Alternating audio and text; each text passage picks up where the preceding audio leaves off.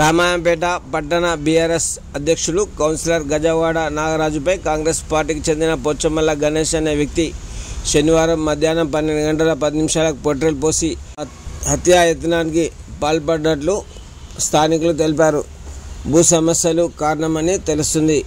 రామాయంపేట పట్టణం బీఆర్ఎస్ అధ్యక్షుడు councillor Gajawada నాగరాజుకు real estate వ్యాపారంలో 18 లక్షలు ఇవ్వాల్సి ఉందని డబ్బులు అడిగితే కాంగ్రెస్ పార్టీకి చెందిన పోచమ్మల గణేష్ అనే వ్యక్తి పెట్రోల్ పోసి దాడి చేసి వెంట తెచ్చుకున్న పెట్రోల్ నిప్పు పెట్టేందుకు ప్రయత్నం చేయగా అక్కడ ఉన్నవారు నివారించారు.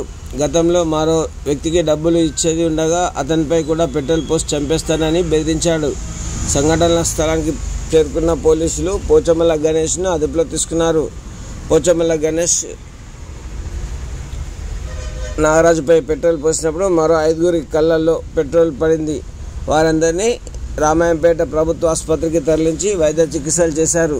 ఈ సంఘటనపై బీఆర్ఎస్ మాజీ మంత్రి సిద్దిపేట ఎమ్మెల్యే తన్నీర్ హరీష్ రావు స్పందిస్తూ మెదక్ జిల్లా రామాయంపేట పట్టణ బీఆర్ఎస్ అధ్యక్షుడు కౌన్సిలర్ గజవాడ నాగరాజు గారిపై కాంగ్రెస్ పార్టీకి చెందిన పోచమ్మల గణేష్ అనే వ్యక్తి పెట్రోల్ పోసి హత్యాయత్నాన్ని తీవ్రంగా ఖండించారు.